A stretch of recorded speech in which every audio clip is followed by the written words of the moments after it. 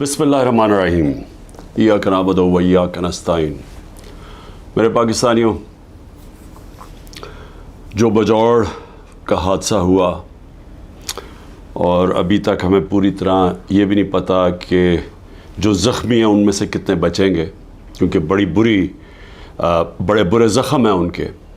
लेकिन हमें इतना पता है कि 50 पाकिस्तान के शहरी शहीद हो चुके हैं और इसका जो फॉल आउट है, मैं उसके ऊपर आज बात करना चाहता हूँ कि इसके जो असरात सारे पुराना कबायली इलाका और उसके बाद पख्तूनख्वा के अंदर जो असरात जा रहे हैं, मैं उसके ऊपर बात करना चाहता हूँ। हमें यह पता चल गया है कि ये जो हमला हुआ था, ये जो बम धमाका, दहशतगर्दी जो हुई थी, ये आइसिल ने की थी, जो दाइश जिसे कहते हैं। ये टीटीपी ने नहीं की थी।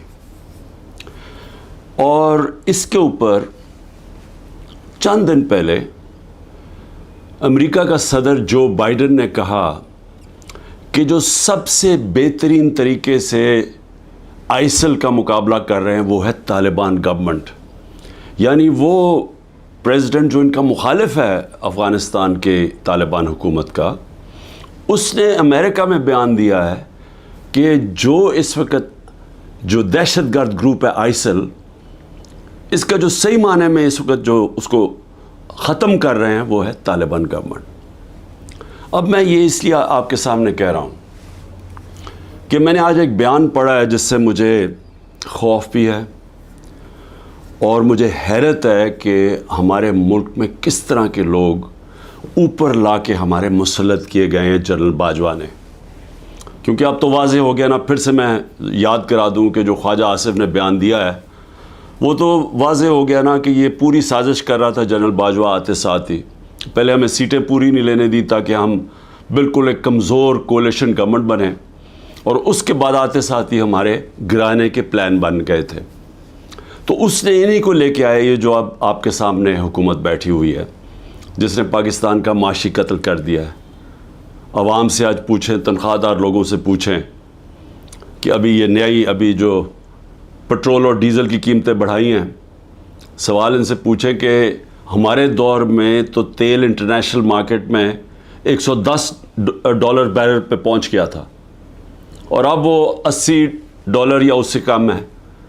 तो हम $150 लीटर पे दे रहे थे, तो आज ये हर वक्त जो कीमतें बढ़ती जा रही हैं 270 पे पहुंच गई हैं। क्या वजह है इसकी? तो ये तो अलग बात है, क्योंकि महंगाई इस वक्त लोगों को, ख़ास तौर पे बिजली के बिल, ये अब आम लोगों की पहुंच से बाहर हो गए हैं। लेकिन और इसका ज़िम्मेदार वो आदमी है जिसने साजिश करके एक गवर्नमेंट को गिराया और अपने ज़ाती मफादात के लिए, एक्सटेंशन के लिए इन लोगों को ऊपर लेके आया जो 30 साल से इस मुल्क को भी लूट रहे थे और उन्होंने इस मुल्क को उधर पहुंचाया कि बांग्लादेश भी आगे निकल गया। हिंदुस्तान इनके दौर में आगे निकला, उसके बाद बांग्लादेश भी पाकिस्तान से आगे निकल गया। तो मैं बजौड़ पे फिर आता हूँ। सवाल ये है कि आज जो बिलावल की स्टेटमेंट आई है कि हम अफ़गानिस्तान के अंदर जाके भी दहशतगर्दों के पीछे उनके पीछे जा सकते हैं, हमला कर सकते हैं। कोई भी इस मुल्क में जो भी थोड़ा सा समझता है, ये जो सारा तारीख़ है इस खत्ते की, यानी खत्ते का मतलब अफ़गानिस्तान और पाकिस्तान के कबायली इलाके, वो इस तरह की अहमकाना स्टेटमेंट ना दे अगर उसे कुछ भी इल्म हो। क्योंकि एक अफ़गानिस्तान की वो हुकूमत आई जब अमेरिका वहाँ से गया अगस्त 2021 में, तो याद रखें कि वो पाकिस्तान की सबसे ज़्यादा प्रो अफ़गान हुकूमत थी, क्योंकि पाकिस्तान ने तालिबान और अमेरिका के बीच में डायलॉग करवाया। पाकिस्तान वो मुल्क था जिसके सबसे ज़्यादा ताल्लुकात थे और सबसे ज़्यादा जो करीब थे सारी दुनिया के, बल्कि इर्द गिर्द भी हमसायों से, वो पाकिस्तान था। और उन्होंने हमारे साथ पूरी हिमायत का ऐलान किया कि वो جو ادھر سے افغانستان سے دہشت گردی آ رہی تھی غنی حکومت کے دوران میں، جس میں آئیسل بھی تھی، جس میں ٹی ٹی پی بھی تھی، جس میں بی ایل اے بھی تھا، انہوں نے فیصلہ کیا ہم آپ کی پوری طرح مدد کریں گے۔ بدقسمتی سے ہمیں اتنا ٹائم نہیں ملا، ہماری حکومت چلی گئی، اور اس کے بعد یہ جو لوگ آئے اوپر بیٹھے ہوئے، انہوں نے سوچا ہی نہیں، اس طرف ٹائم ہی نہیں دیا۔ آج اگر بلاول یہ کہہ رہا ہے کہ جی ہم وہاں اندر افغانستان میں دہشت گردوں کے پیچھے جا سکتے ہیں، تو سب سے پہلا تو سوال اس کا ہے کہ یہ کتنی دفعہ افغانستان گیا ہے؟ ساری دنیا کے چکر مارے، کسی فورن منسٹر نے اس ملک کا اتنا پیسہ نہیں خرچ کیا دنیا کے چکر مارنے میں، اور خاص طور پہ امریکہ کا کسی نے اتنا پیسہ نہیں خرچ کیا۔ ایک دفعہ بھی یہ کابل گیا ہے، جب کہ ہمارا 2500 کلومیٹر کا بارڈر ہے، اور جب کہ ایک نئی حکومت آئی تھی جو پرو پاکستان تھی، جو غنی حکومت تھی، وہ پرو انڈیا تھی۔ میں نے کانفرنسز کے اندر اس کو دیکھا جس طرح یہ ہاتھ باندھ کے کھڑا ہوتا تھا نریندر مودی کے سامنے، اور میں آخری کانفرنس جو تاشقند میں ہوئی تھی، جدھر ہندوستان بھی تھا اور ریپرزینٹیڈ، اور ادھر افغانستان بھی تھا، حالانکہ میں نے پوری کوشش کی ان سے اچھے تعلقات کرنے کی، میں گیا بھی کابل پریزیڈنٹ غنی سے بات چیت کرنے کے لیے، ان کو احساس دلوانے کے لیے کہ ہم تو جو بھی حکومت ہوگی افغانستان، ہم نے ان سے اچھے تعلقات رکھنے۔ اس کو پاکستان بھی بلایا، اس کے باوجود اس نے سب کے سامنے کھڑے ہو کے کہا کہ پاکستان نے 10,000 اپنے، اس نے ورڈ یوز کیا تھا، اپنے ہم نے لوگ بھیجے ہیں، ملیٹنٹس بھیجے ہیں جو مدد کریں افغانستان کے طالبان کی۔ سب کے سامنے جھوٹ بولا اس نے، تو وہ کھل کے ہمارے اگینسٹ تھا۔ ان کا جو سیکیورٹی ایڈوائزر تھا، وہ ہر روز پاکستان کے خلاف سٹیٹمنٹ دیتا تھا۔ کوئی ادھر سے ہمیں مدد نہیں ملتی تھی جب یہاں کوئی بھی دہشت گردی ہوتی تھی۔ تو یہ جب حکومت چینج ہوئی تو ہمیں تو انہوں نے پوری کوآپریشن کا کہا، اور ہمیں اس وقت چاہیے تھا کہ ہم پورا فائدہ اٹھاتے، اور جو بھی ہمارے مسئلے ہیں افغانستان کے، ہم سارٹ آؤٹ کر لیتے، اور وہ تیار تھے۔ جب سے یہ حکومت آئی ہے ان کو ٹائم ہی نہیں ملا۔ میں پھر سے کہتا ہوں کہ یہ ہر وقت ہر دوسرے دن امریکہ پہنچا ہوتا ہے بلاول، یہ کتنی دفعہ کابل گیا۔ ہمیں چاہیے تھا کہ ہم وہ سارا ایریا جو ہمیں مسئلے بنے ہوئے ہیں دہشت گردی کو، اس کو ختم کرتے، نہ اس کے پاس ٹائم تھا، کیونکہ اور یا پھر اس کے جو ماسٹرز تھے، اس کے آقا تھے، ان سے اجازت نہیں ملی، نہ ہی ان کو اجازت ملی جو ہم نے روس سے سستا تیل بات کر کے آ گئے تھے۔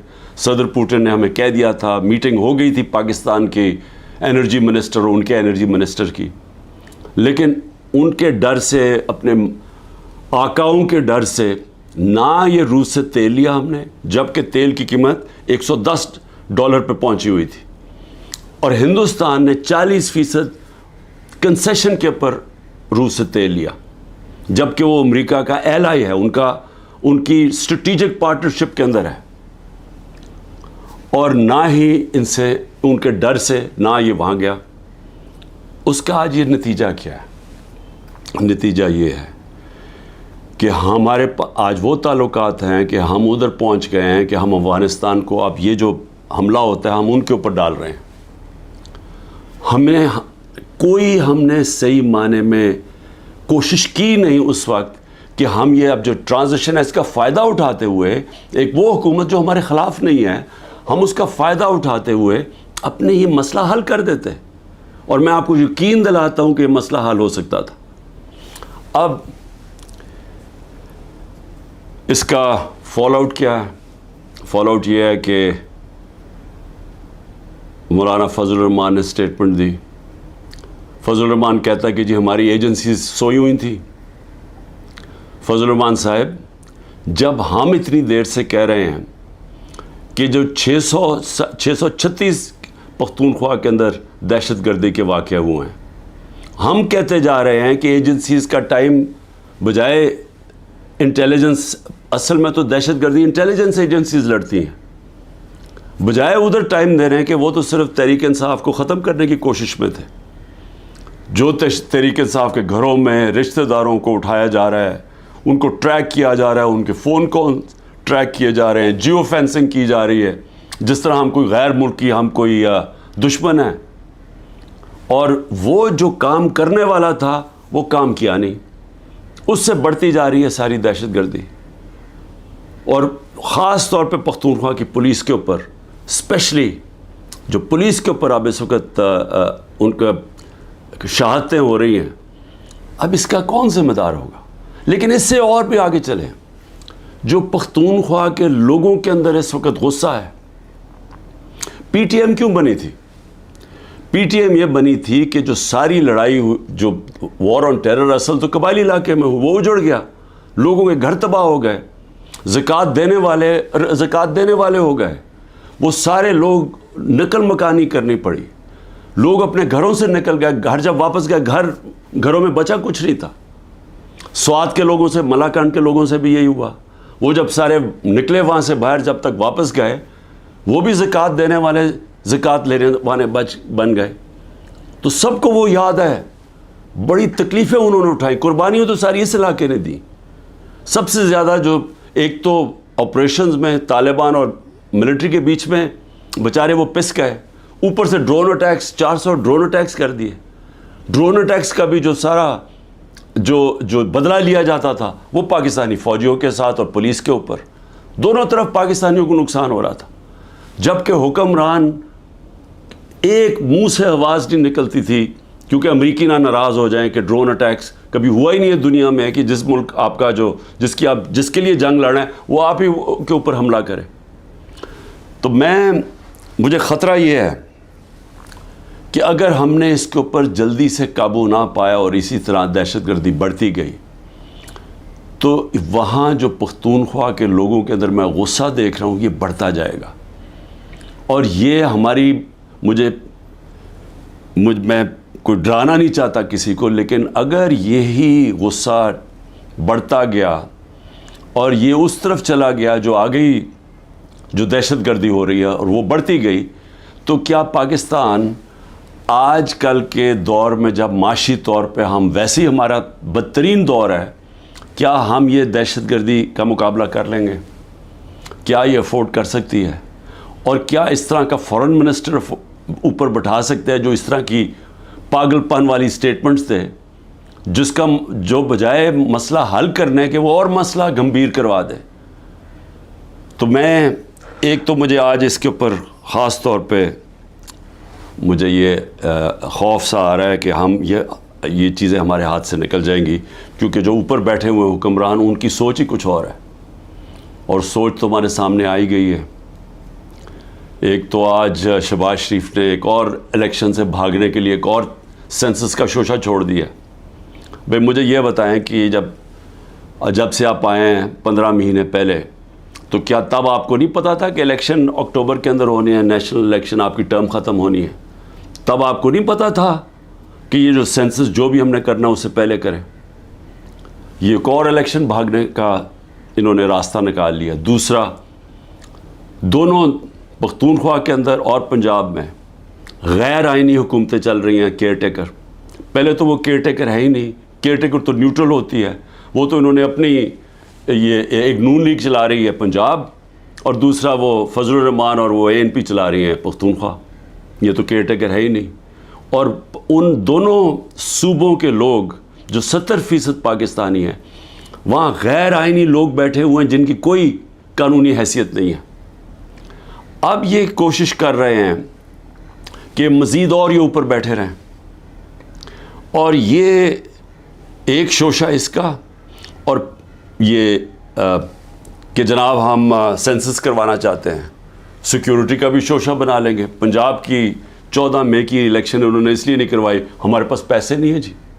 پیسے MNAs کو رشوت دینے کے لیے بہت پیسے ہیں, لیکن ہمارے لیے پیسے نہیں ہیں الیکشن کروانے کے لیے. 20 ارب روپیہ نہیں تھا. اور اب جو مجھے نظر آ رہا ہے, یہ پھر کوشش کریں گے کہ کسی نہ کسی طرح اس سے نکلیں, اور لوگوں کو پھر یہ جو رد عمل آنا ہے اس کے لیے یہ تیاری کر رہے ہیں. کیونکہ ظاہر ہے ایک اگر لوگ بیچارے الیکشن کی انتظار کر رہے ہیں نا کہ ہمیں جو انہوں نے لوگوں کا معاشی قتل کیا ہے، یعنی ایسے معاشی حالات عوام کے اوپر تو آئے ہی نہیں ہیں. سارے جو معاشی انڈیکیٹرز ہیں وہ پاکستان کی تاریخ کے سب سے برے ہیں. بے روزگاری لے لو، انڈسٹری بند ہو رہی ہے. گروتھ ریٹ جب نیچے آتی ہے، مطلب جب آپ کی دولت میں اضافہ جو 6.1% سے اب جو 0 پہ آئی ہے، تو اس کا مطلب بے روزگاری تو بڑھنی ہے، دولت کم ہو رہی ہے ملک کی. اور اس کے علاوہ مہنگائی جس سطح پہ پہنچ گئی ہے، تو لوگوں کے حالات تو سب کو پتہ ہے. اب لوگ الیکشن کا انتظار کر رہے ہیں. انہوں نے اب کیا کیا ہے؟ اب 2 قانون لے کے آ رہے ہیں. ایک ہے سیکریسی ایکٹ اور دوسرا ہے پریونشن آف ایکسٹریم وائلنس. وہ ایک میں ہی کیا کر رہے ہیں کہ آپ انٹیلیجنس ایجنسیز کو کسی مثلا میرے اوپر ایک فوج کے ادارے میں، انٹیلیجنس کے ادارے میں ایک آدمی میرے اوپر قتل کرنے کی کوشش کرتا ہے، جو مجھے پتہ اس نے کیا. میں نے اگر اس کا نام لے لیا تو ویسے ابھی انہوں نے میرے اوپر غداری کا کیس کر دیا ہے کہ یعنی میری جرت کیسے پڑ گئی کہ میں نے اس کا نام لے لیا FIR کے اندر. وہ FIR بھی نہیں ہوئی تو میں غدار بن گیا ہوں. اب یہ ایک تو وہ کرنے جا رہے ہیں. دوسرا سیکریسی ایکٹ میں کہ جناب یہ کسی کے گھر میں بھی گھس جائیں گے انٹیلیجنس ایجنسی. ہمارے گھروں میں تو گھس ہی رہے ہیں. میرے گھر کے اوپر حملہ ہوا، دروازہ توڑ کے 40 لوگ اندر آ گئے، گھر میں جو چیزیں پڑی لوٹی، لوگوں کو مارا دھاڑا، اٹھا کے لے گئے خنسامے کو. وہ جو مالی تھا، 2-3 ورکرز سب کو اٹھا کے لے گئے. تو وہ تو ہو ہی رہا ہے ہمارے گھروں پہ. اب یہ فیصلہ کیا کسی کے گھر میں بھی یہ جا سکتے ہیں کہ کسی کے گھر میں بھی جائیں گے، کہیں جی ہم سرچ وارنٹ کے بغیر اندر گھسیں گے، کوئی چیز بھی اٹھا لیں گے. میرے گھر جب آئے تھے تو اسلحہ چھوڑ کے چلے گئے کہ جی اسلحہ ملا ہمیں یہاں سے. اور وہ سوشل میڈیا پہ دکھا رہے ہیں کہ لے کے جا رہے ہیں اپنی قمیضوں کے نیچے اسلحہ، اور وہاں اوپر چھوڑ کے چلے گئے. اور اب یہ کچھ بھی کر سکتے ہیں. تو یہ تو کسی کے گھر میں گھس کے توڑ کے چیزیں اچھا لوٹتے ہیں، چیزیں چوری کر کے لے جاتے ہیں. تو اب تو اس کو قانون بنانا چاہتے ہیں کہ کہیں بھی جا سکتے ہیں. تو یہ جو جس طرف آپ یہ لے کے جا رہے ہیں ملک کو، تو یہ تو سیدھی کہہ دیں کہ جی آپ ہمارے غلام ہیں، ہم آئے اوپر آپ کے اوپر بیٹھنے آئے، آپ ہمارے غلام ہیں. ہم ایک آزاد ملک، آزادی تو ویسے ہی ختم کرتے جا رہے ہیں. تو اب تو یہ انگریزوں سے بھی زیادہ بدترین غلامی ہے، کیونکہ انگریزوں کے زمانے میں پھر بھی آپ 24 گھنٹے میں کسی کو عدالت میں پیش کرتے تھے جب اگر آپ نے کسی کو اٹھایا ہے. یہاں تو لوگ غائب ہو جاتے ہیں. عمران ریاض ابھی تک غائب ہے، اس کو کوئی 80 دن ہو گئے ہیں. کسی کو پکڑ سکتے ہیں. ہمارے کئی لوگوں کو اٹھایا ہوا ہے، کوئی وارنٹ نہیں ہوتی. کئی لوگوں کو اندر بند کیا ہوا ہے، ان کے ابھی تک FIR نہیں کی ان کے اوپر. تو یہاں تو کوئی قانون ہی نہیں ہے. تو یہ اب ایک غلامی کی طرف ہمیں لے کے جا رہے ہیں مکمل طور پہ کہ ہم اب ان کے غلام بن جائیں، جو منہ کھولے. اصل میں یہ ایک آزادی کے خلاف اب یہ قانون بنا رہے ہیں کہ آپ قانونی طور پہ ہمیں غلام بنا لیں کہ ہماری کوئی آواز نہ ہو، ہم کہیں نہ جا سکیں. تو میں اس پہ آخر میں صرف اپنی قوم کو یہ آج کہنا چاہتا تھا. دیکھیں، محرم کا مہینہ ہے. محرم میں ہمیں کیا سبق ملتا ہے؟ ہمیں محرم میں ایک ہی سبق ملتا ہے کہ رائے حق کے لیے، ظلم کے خلاف کھڑے ہونے کے لیے اگر ظالم کے سامنے کھڑے ہوتے ہوئے آپ کی جان بھی چلی جائے تو اس کی پرواہ نہیں ہونی چاہیے. آپ کو قربانی دینی چاہیے اپنی آزادی کے لیے، آزادی رائے کے لیے، آپ کو اپنے حقوق کے لیے، انصاف کے لیے. کیونکہ جب تک ایک قوم آزاد نہیں ہوتی، دنیا کی تاریخ میں اس کا کوئی مقام نہیں ہوتا. وہ میں بار بار آپ کو مولانا رومی کا وہ جو ان کی ایک کہات ہے کہ جب اللہ نے آپ کو پر دیے تو کیوں چونٹیوں کی طرح زمین پہ رینگ رہے ہو. غلام زمین پہ رینگتے ہیں، ان کی کوئی حیثیت نہیں ہوتی. 25 کروڑ کی آبادی ہے. آج مجھے بتائیں ہماری کیا حیثیت رہ گئی ہے؟ وہ جا کے بلاول بھٹو کتنی دفعہ امریکہ گیا ہے, پتہ نہیں کتنے ہمارے ڈالر خرچ کیے اس نے وہاں, اور جب نریندر موڈی وہاں گیا تو اس کو ایسا انہوں نے جس طرح کا استقبال دیا. اور اس کے بعد بائیلیٹرل ٹاک تھی ان دونوں کے بیچ میں, امریکہ اور انڈیا. پاکستان کو انہوں نے دہشت گرد بنا دیا کہ جی دھمکی دی کہ دہشت گردی بند کرو. یہ حیثیت رہ گئی ہے. ہندوستان جاتا ہے بلاول بھٹو, جو ان کا فارن منسٹر اس کو ذلیل کرتا ہے. میں نے کبھی کسی کانفرنس میں ایک ہوسٹ ملک جو ہوسٹ کر رہا ہے, میں نے کبھی نہیں دیکھا اس طرح کی ذلت. تو کیا حیثیت رہ گئی ہے کہ یہ ہماری حیثیت ہے, کیونکہ غلاموں کی کیا حیثیت ہے. تو میں آج آپ سب کو یہ آج پیغام دینا چاہتا ہوں کہ میرے نبی صلی اللہ علیہ وسلم کے نواسے نے رائے حق کے لیے ایک ظالم کے سامنے اپنی قربانی دینے کے لیے وہ تیار ہو گئے, لیکن ظلم کے سامنے جھکنے سے انہوں نے منع کیا. انہوں نے کہا میں اس سے بہتر ہے, اور میں کہتا ہوں کہ غلامی سے بہتر ہے موت. اور صدیوں تک ہر وقت جب مسلمان ظلم کے سامنے کھڑا ہوتا تھا تو ان کو یاد آتا تھا کہ ہمارے نبی صلی اللہ علیہ وسلم کے نواسے نے ظالم کے سامنے سر نہیں جھکایا, سر کٹوا لیا. یہ میں آپ کو ایک جو برطانیہ کی تاریخ ہے اس میں سے ایک واقعہ بتا دوں. برطانیہ کا ایک ہنری اس کا نام تھا, جو ان کا بادشاہ تھا. اس کا بڑی قریب دوستی تھی ایک جج تھا سیمول بیکٹ. وہ جو جج تھا اس کو وہ بنا دیتا ہے چیف جسٹس بنا دیتا ہے. ایک کیس چاہتا ہے کہ بادشاہ کہ یہ تم میرے لیے فیصلہ کرو. اس کا اپنا دوست جو ان کا جو چیف جسٹس ہوتا ہے وہ کھڑا ہو جاتا ہے, کہتا ہے نہیں یہ ناانصافی ہے. وہ اس کو دھمکیاں دیتا ہے, ڈراتا ہے, دھمکاتا ہے, دوستی جتاتا ہے. سیمول بیکٹ کہتا ہے میں ناانصافی نہیں کر سکتا. آخر میں اس کو پھانسی دلوا دیتا ہے. وہ پیچھے نہیں ہٹتا, مرنے کے لیے تیار ہو جاتا. برطانیہ کے جج سارا جسٹس سسٹم یاد رکھتا ہے اس آدمی کو. صدیوں تک جب بھی جج کھڑا ہوتا تھا تو اس کے بھی ذہن میں آتا تھا کہ ایک سیمول بیکٹ تھا. پاکستان میں ججز دیکھیں, ہمارے ججز جسٹس کورنیلیس مسلمان تو نہیں تھے. سب جوڈیشری ان کو یاد کرتی ہے, رسپیکٹ کرتی ہے. سب کو پتا تھا کہ انصاف کے لیے کھڑے ہوتے ہیں. آج بھی وہی دن ہے. ہمارے ججز کے بیچ میں نظر آ رہا ہے کہ ایک دو ججز کھڑے ہو گئے ہیں اس ظلم کے نظام پہ, دھمکیوں کے باوجود وہ کھڑے ہو گئے کہ لوگوں کے انسانی حقوق کے لیے. اور وہ لوگ یاد کر رہے ہیں ان کو, گھروں میں ان کی بات ہو رہی ہے. میں آج اپنی جوڈیشری کو کہنا چاہتا ہوں کہ یہ ملک کو بالکل غلامی سے بچانے کے لیے آپ روک سکتے ہیں. ہم تو کھڑے ہیں. میں تو آپ کو یہ واضح کر دوں کہ میں جب تک زندہ ہوں میں نے تو اسے قبول نہیں کرنا کبھی, اس ظلم کو, نہ اس غلامی کو. لیکن میں اپنی جوڈیشری سے کہتا ہوں کہ یہ وقت ہے, آپ میں سے وہ لوگ ہیں جو ایک وقت یاد رکھیں گے, جو نام ہوگا کہ جی وہ دیکھیں وہ آدمی جب یہ ملک کو غلامی کی طرف لے کے جا رہے تھے, ملٹری کورٹس کی طرف لے کے جا رہے تھے, کہ جن لوگوں کے گھروں میں گھس کے عورتوں کو, بچوں کو اٹھا کے لے جاتے ہیں, گھر لوٹ لیتے ہیں, رشتہ داروں کو.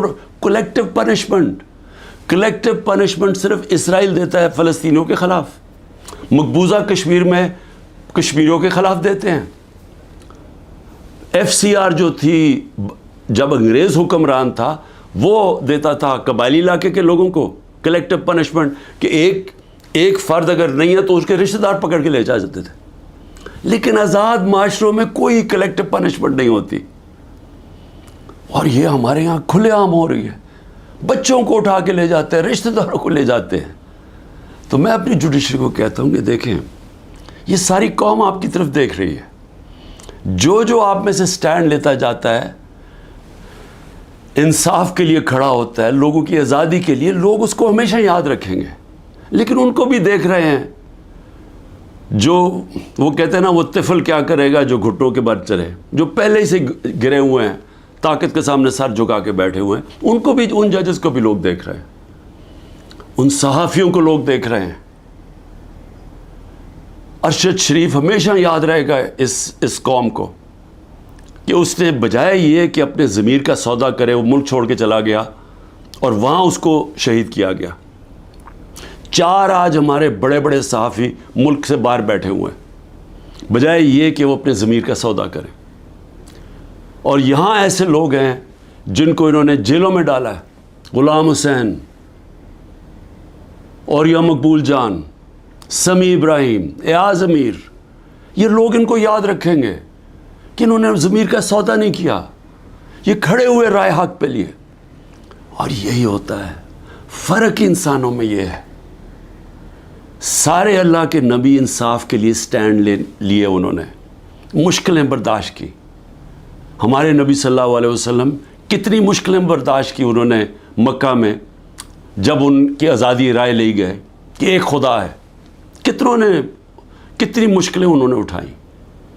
لیکن ہم ہمیشہ ان کو، اور ہمیں اللہ کہتا ہے ان کے راستے پہ چلو، اور ہم یہاں ظلم کے سامنے گھٹنے ٹیک کے بیٹھے ہوئے ہیں اور دیکھ رہے ہیں تماشا کہ سارا ملک کا اوپر گند اوپر بٹھا دیا، اور ہمیں کہہ رہے ہیں کہ جی اگر آپ منہ کھولیں گے تو آپ کے گھر توڑ دیں گے، آپ کو جیلوں میں ڈال دیں گے، آپ کو ملٹری کورٹس میں ٹرائی کریں گے. اور ہم ہمیں ڈرا کے جناب کے بھیڑ بکریوں کی طرح ہمیں رکھنا چاہتے ہیں.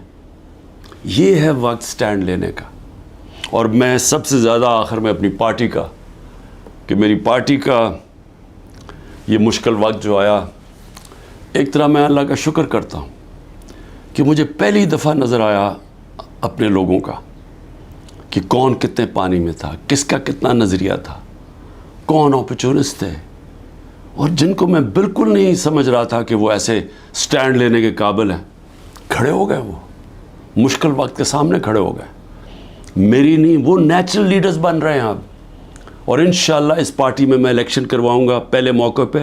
نیشنل لیڈرشپ، نیچرل ہماری پولیٹیکل لیڈرشپ نکلے گی، اور یہ ہوگی انشاءاللہ وہ اصل تحریک انصاف جو اس ملک کے اندر، جو 27 سال پہلے میں نکلا تھا، انصاف کا، عدل اور انصاف اس ملک میں سب سے پہلے قائم کریں گے. پھر یہ ملک خوشحال ہوگا.